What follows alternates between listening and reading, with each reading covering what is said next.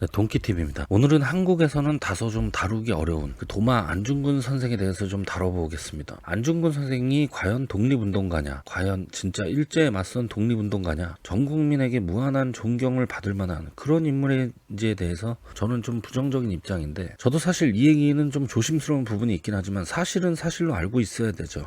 우파는 거짓의 화를 내고 좌파는 진실의 화를 낸다는데, 요즘 한국 사회는 진실을 말하면 극우 또는 친일파로 매도돼서 무차별 고소고발을 당하고 완전히 매장되는 공포사회가 돼버렸죠. 전형적인 전체주의 파시즘 사회로 가는 것 같아서 너무 안타깝습니다. 우리 사회가 1 더하기 1은 2라고 말할 수 있는 그런 사회가 됐으면 참 좋겠는데요. 아무튼 우리가 알고 있는 한국 역사는 상당히 왜곡된 점이 많습니다. 혹시 여러분이 역사 공부를 하다가 막 가슴이 뜨거워지거나 눈시울이 붉어질 정도로 감정이 앞서면 한 번쯤 생각을 해보세요. 이게 사실인가? 왜곡이 없을까? 2013년에 치러진 한일 축구 경기 때 붉은 악마가 이순신 장군과 안중근 선생의 사진을 높이 들어 올리는 걸 보면서 저는 한 가지 생각을 했습니다. 과연 일본이 우리에 맞서서 도요토미 히데요시와 이토 히로부미 사진을 높이 들었다면 한국인들은 과연 참고 있었을까? 축구 경기 하나 하는데 저렇게 외교적 마찰까지 일으키면서 자극을 해야 되나? 참 감정적인 사람들이다. 도마 안중근 선생은 1879년 9월 2일생으로 본명은 안응칠입니다. 1909년 하얼빈역에서 이토 히로부미를 저격한 것으로 한국인들에게 알려져 있죠. 그 안중근 의사는 현재 반일 아이콘의 상징이죠. 그러나 우리가 안중근에 대해서 잘 모르는 것들이 있는데, 먼저 일단 안중근은 독립운동가가 아닙니다. 안중근이 사망할 때까지도 조선은 독립국가였죠. 안중근 사후에 비로소 조선이 병합이 되니까 정확히 얘기하면 독립운동가라고 할 수가 없죠. 근데 이렇게 얘기하면 이미 나라가 넘어간 판국에 한일합방 이전이라고 해서 독립운동이 아닌 거냐 이렇게 반박을 할 수가 있는데, 그래서 이 부분은 긴 설명은 없이 넘어가겠습니다. 아무튼 안중근은 아버지를 따라서 동학농민군을 토벌했죠. 동학농민군을 서절배 라고 표현을 하면서까지 당시 동학에 참여했던 김구를 살려줬던 일화도 유명합니다. 동학농민군은 나중에 일진회의 전신이 되기도 하고, 안중근 역시 동양평화론에서 일진회의 입장과 비슷한 입장을 취하기도 하죠. 이처럼 당시 역사는 친일과 반일을 일률적으로 구분하기 힘든 그런 복잡한 이해관계가 얽혀 있습니다.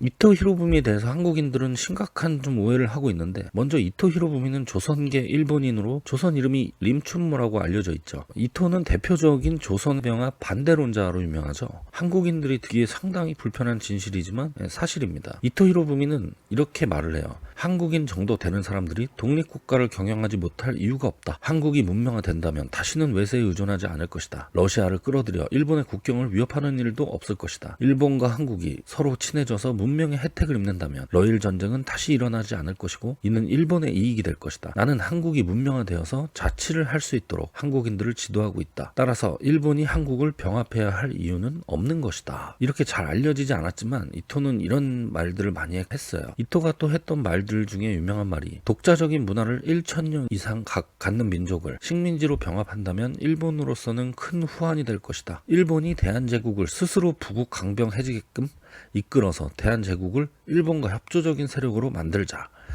나는 한국 국민과 일본 국민을 화해시키고 양자 간의 정의가 이루어지도록 이끌어내야 할 입장에 서 있다고 생각한다. 이런 말을 남기기도 했습니다. 실제로 이토는 1905년 한국의 재정 고문으로 왔던 메가다를 일본으로 쫓아버린 사건도 있었죠. 메가다가 일본의 화폐개혁과 재정개혁을 단행한 이후 곧바로 토지조사 사업을 하려고 했기 때문이죠. 이토는 그걸 막았고, 그래도 메가다가 말을 안 들으니까 결국 일본 본토로 돌려보냅니다. 더욱더 믿기 힘들지만 이토는 조선과 일본뿐 아니라 세계 각국에서도 좀 존경을 받던 인물이었죠. 해외 저명한 인사들이 이토를 논평한 걸 좀 보면, 캐나다인 저널리스트 홀리데릭 아서 맥켄지에 의하면 이토 히로부미 공은 일본의 가장 위대하고 유명한 정치가이다. 그의 한국 부임은 대단한 자기 희생이었다. 이토 공이 한국의 체계를 개선시키기 위해 계획 안건들을 내놓았을 나는 마음이 요동쳤다. 거기에는 개혁, 공정, 알선이 있었다. 그것은 조선이 범한 모든 잘못된 체계들을 구제시킬 것 같았다. 또 선교사 라뜨 박사는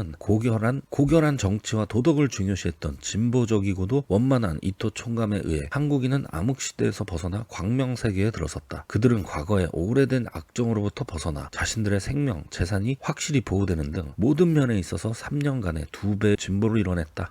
독일인은 이렇게 얘기합니다. 한국인이 공을 암살한 것은 한국인들에게 있어 특별히 슬퍼해야 할 사건이다. 공은 한국인의 가장 좋은 친구였기 때문이다. 러일 전쟁 이후 일본이 강경적인 태도로 한국에 임하자마자 일본은 의외의 반항을 만났다. 한국인들이 참혹하게 일본 거류민들을 살상했기 때문이다. 그때 일본의 무담파 및 언론기관은 그 끔찍한 사건을 벌인 이들을 발본색원하고자 목청을 드높였지만 오직 공만이 온화 방침을 고집하여 그 강경책이 벌어지지 않았다. 또 독일인 엘윈 벨트 박사는 또 이렇게 얘기합니다. 당시 한국의 정치는 철두철미하게 부패하고 있었다. 공은 올바른 개혁을 통해 한국인들에게 일본 통치하에 있는 것이 오히려 행복한 삶을 살 수 있다는 사실을 자발적으로 깨닫게 해주려고 60세를 넘은 고령에도 불구하고 통감이라고 하는 단안의 일자리를 맡았다. 또 토우신 철도 장관 호르와트 소장은 이렇게 얘기합니다. 생각하면 생각할수록 한심한 사건이다. 공과 같은 대위인은 일본의 손실뿐 아니라 우리 러시아의 손실이며 한국의 대손실을 낳게 할 것이 자명하다. 또 우리 마지막 황제였던 조선의 고종 황제는 이렇게 얘기합니다. 이토를 이름으로 인해 동양의 인걸이 없어졌다. 공은 우리나라에 충실과 정의를 세우기 위해 장백산에 뼈를 묻을 각오로서 한국의 문명 발달에 힘쓰며 양언하고 있었다. 비록 이토가 일본의 정치가라고 해도 그처럼 동양의 평화를 기원한 사람은 없다. 실로 이토는 우리나라의 자부이다. 그 자부에 위해를 주는 사람이 있다고 하면 사물의 이사를 풀지 않는 유량인일 것이다. 이토를 잃은 것은 우리나라와 일본뿐 아니라 동양의 불행이다. 네, 이렇게 여러 사람들이 이토에 대해서 평가한 내용들이 있는데 한국 사람들이 듣기에는 사실 좀 불편한 내용들이 많습니다. 심지어 영친왕은 이토 히로부미가 암살되자 매우 가깝고 잘 따랐던 토가 암살되니까 매우 붕괴하고 슬퍼하면서 아버지 공주 황제에게 편지를 쓰기도 했죠. 그러나 우리의 역사는 의도적으로 이러한 이토에 대한 평가는 안 가르칩니다. 안중근의 뜨거운 총알만 기억할 게 아니라 이토에 대해서 공부를 하고 나면 결과적으로 이토의 죽음 때문에 조선이 강제 병합됐다는 걸 알 수가 있죠. 실제로 이토 암살 직후 이듬해에 바로 한일합방이 되는 것도 증명하죠. 조선 병합을 반대하는 이토를 암살했던 안중근이 반일의 아이콘이었는지는 다시 생각해 볼 좀 필요가 있습니다. 오늘은 여기까지 하고 안중근 선생님이 왜 이토를 죽인 이유에 대해서는 2부에서 계속하도록 하겠습니다.